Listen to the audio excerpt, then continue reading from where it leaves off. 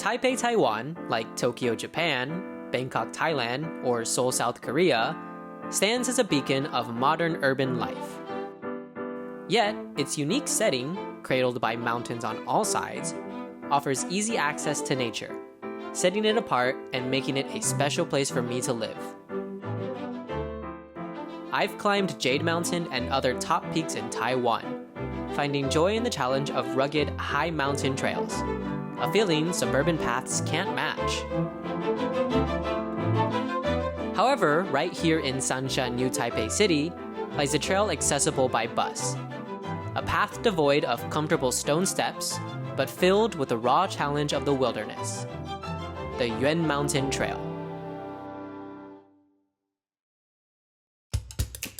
Nestled in the southwest corner of the Taipei Basin, New Taipei City's Sansha district is famed not only for its historic Old Street, but also for Yuan Mountain.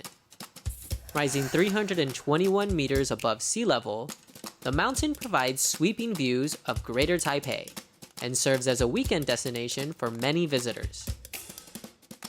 But what makes Yuan Mountain uniquely special to me is its trail. At 7 kilometers long without paved steps, it offers a raw, challenging experience, testing hikers with its high mountain-like terrain. Once in Sansha, find Yuanfeng Road near the Sansha Indigo Dying Park to begin the 2-kilometer hike that leads to the trailhead. Lacking public transportation options to the summit, and with limited parking available, driving is preferable on weekdays, whereas walking is advisable on weekends. However, the trek along Yuanfeng Road is enjoyable, offering a different view of Sansha.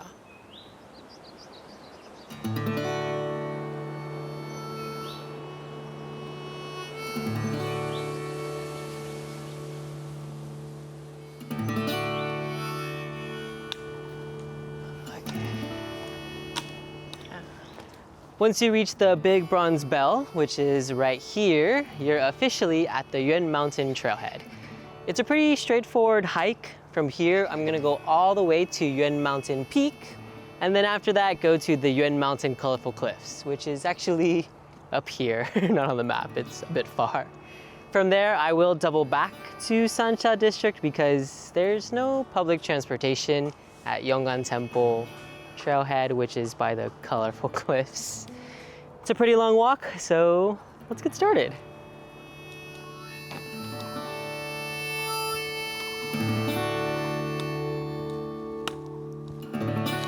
Yuan Mountain takes its name from looking like a bird of prey in mid-flight. According to the legend, Zheng Chenggong, also known as Guo Xingya, and his soldiers faced 2 giant fearsome birds in this area. Guo Xingya commanded his forces to shoot cannons at the birds, which eventually vanquished and morphed into what we now recognize as Inga Rock and Yuan Mountain. It's a pretty cool story, but how do I know that? Well, other than me being super smart, there's a historic marker right here letting us know the story. After passing the marker, you encounter a choice. One trail ascends via stairs towards the ridge, and another continues directly ahead. Both paths ultimately join, showcasing Yuan Mountain's distinct feature of having one main direction. Despite the terrain's ruggedness, the trail is quite wide. I'm opting for the upward path. Let's see what lies ahead. Oh, spider web, spider web. Ooh, what do we have here? Wow!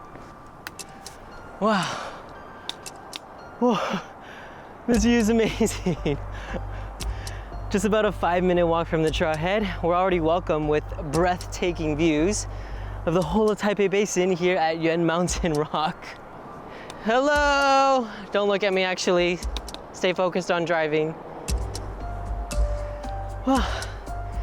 We're currently at 270 meters above sea level, and on a very clear day like this, we might even be able to see Taipei 101 in the distance just miles away. Well, thank you guys so much for watching. That's today's episode. I'll see you next week. No, I'm just kidding. We still gotta go to Yuan Mountain Peak. But this definitely has made me excited to see what's ahead. But before I continue, I'm gonna get a few pictures here.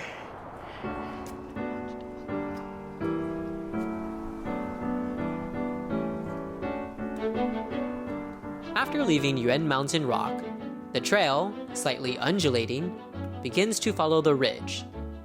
The overall ascent isn't too steep. It looks challenging, but it's actually quite manageable. However, the path does have forks, so pay attention to avoid going the wrong way. I recommend downloading an offline map for easier navigation.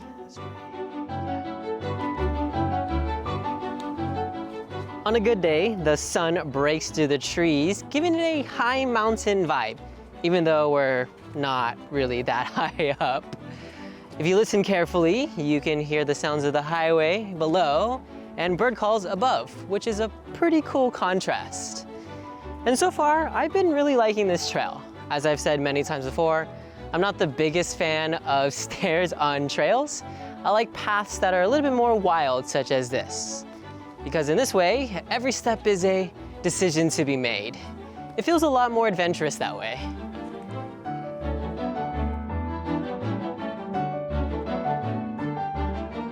The mountains of Sansha were once blanketed with native camphor forests, but they've nearly vanished due to over 2 centuries of logging for camphor oil. Acacia trees, known for their coal-producing quality, took their place. Additionally, tung trees were planted for their oil. As times progressed and the use of coal and tung oil faded, the acacia and tung trees that remain now form the primary vegetation of Yuan Mountain.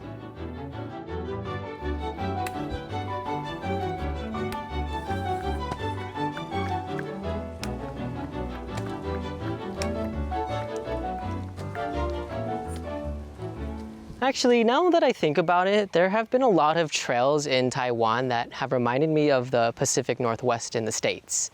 For example, here, I think the lighting on the ferns here slightly reminded me of hikes in Oregon and Washington I've done.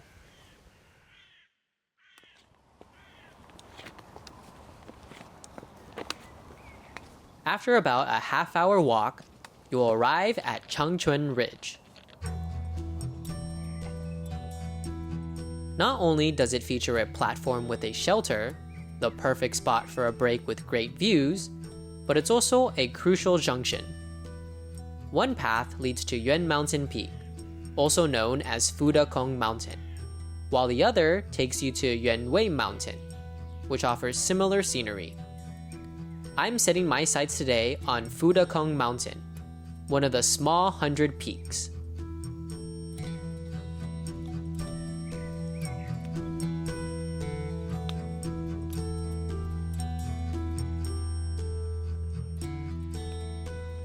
I'm usually one to walk really fast when hiking because I feel like I'm on a mission, I want to see the top.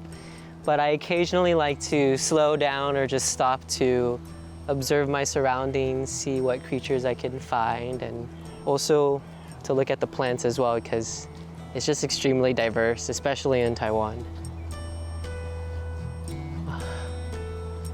Whoa. There are a lot of big ants on this trail, and they all go so fast, it's like they're in a bustling city. It's like Taipei and New Taipei connected by a bridge. Ooh, spider. It's building its web right in front of us. It's so intricate. They literally are nature's architects. Well, I'm going to carefully walk underneath it because I don't want to mess up its hard work. I would feel very sad if I worked really hard to build my home and then it got ran into by a human.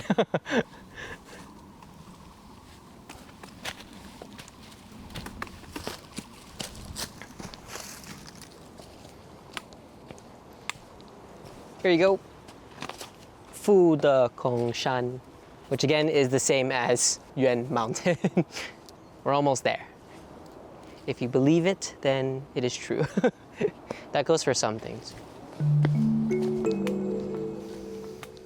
Wow, look at this, it's so romantic. I kind of feel like I'm walking down the aisle. Here comes the bride. I guess I'm the groom. Here comes the groom. Or I could pretend to be like the flower boy. Very pretty. Wow. Nature. I've noticed that while the Yuan Mountain Trail itself isn't heavily modified by human hands, there are numerous man-made rest spots, like Fuda Ridge, serving as a cozy rest area with tables, chairs, and tea sets.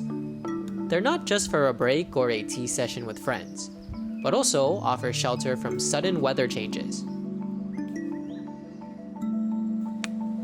Da-da-da-da, we made it! Wow.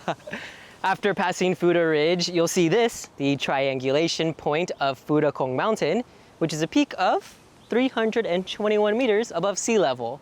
Although the views here might not be as expensive per se as they were at Yuan Mountain Rock, making us feel like that is the highest peak, the sign here tells us that this is the true highest point of Yuan Mountain Trail. Let's take a look at it.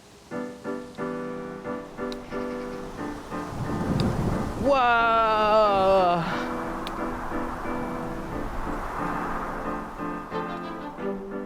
There's actually less things blocking your view here, and the breeze here just, wow, makes it even so much more enjoyable and relaxing and rewarding.